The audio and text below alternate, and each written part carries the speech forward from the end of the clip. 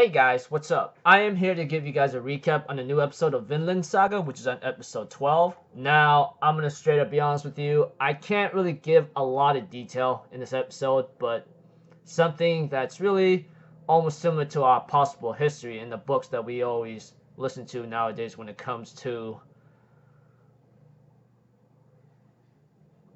possibility of war. But if anything else, let's just get this started.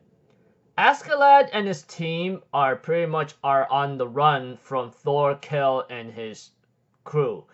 And even so, like with the men they have, along with them chasing them, they don't stand a chance. The moment they catch up, they will get slaughtered. Obviously. I mean, we've seen how Thorkel fights. Let's not forget how his men are way stronger due to the fact that they've been on the battlefield for how many years? Who knows?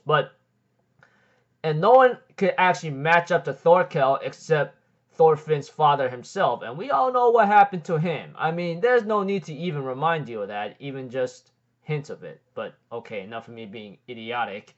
Pretty much they're on the run.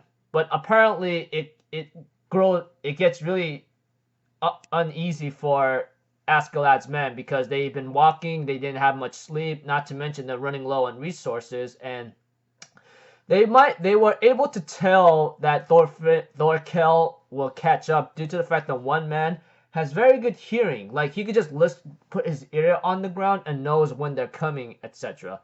Eventually, Askeladd will have an old man to send a message across the river or the lake in order to grab some reinforcements. And in the nick of time, after how many days have passed, they managed to escape Thorkel's grasp, and Thorkel was pretty surprised about that here and there, but decides to let it be because it is what it is, you know. They didn't catch up right on time, or they didn't have much time to catch up on. But aside from that, Askeladd's ally, which is known to be Grantius, or whatever his name is, he was an old friend of Askeladd, or an old ally that he knows very well about. The only reason why he agreed to help Askeladd and the prince is because he wants to have a non-aggression treaty with England, so they don't meddle with the affairs of the kingdom they are part of.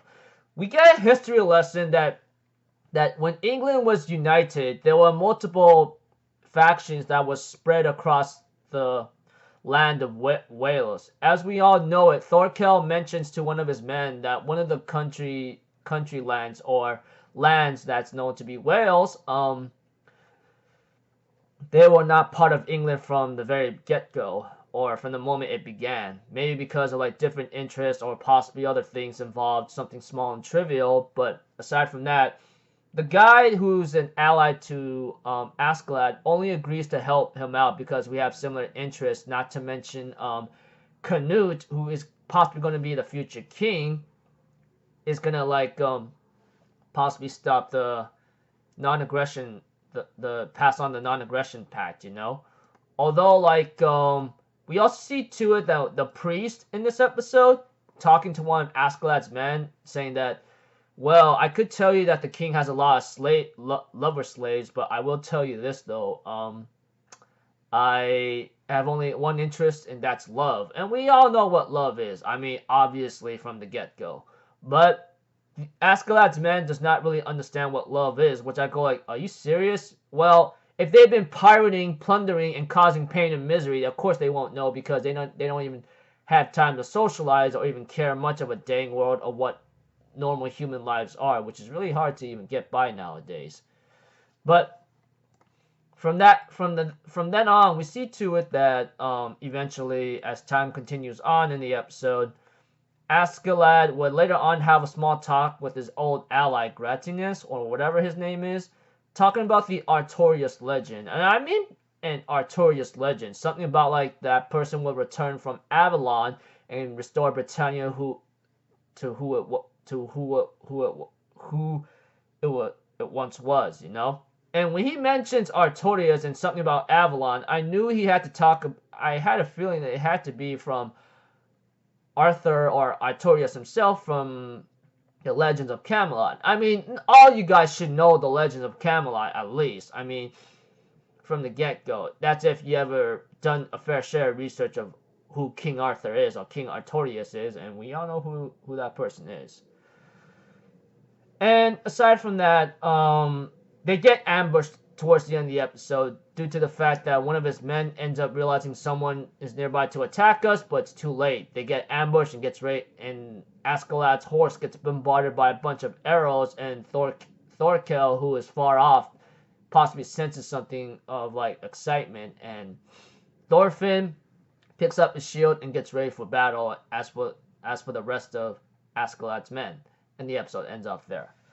So all I can really tell you guys is like it's just Askeladd just going on the run from Thorkel and trying to deliver the prince to where the king is at currently, and much more to come possibly.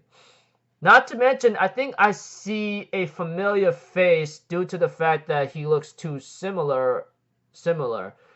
I think it must be him. I just forgot his name due to the fact it's been many weeks that I haven't seen that guy.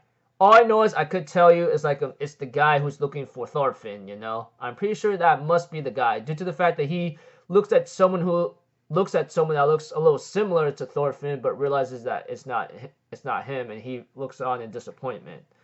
I think it's him. It has to be. I mean, like I think I could recognize that mustache and then etc. But I guess it could be my imagination. I just forgot the guy's name. Forgive me for not remembering due to the fact that he has not been making any important relevance in this series by far. Not trying to be a jerk about it, just saying the truth. So, in my opinion. So, aside from that, I'll see you guys in the next video. I'm off as people. Have a good day, and I'll see you guys next time, alright? Peace out. Bye-bye. Toot toot.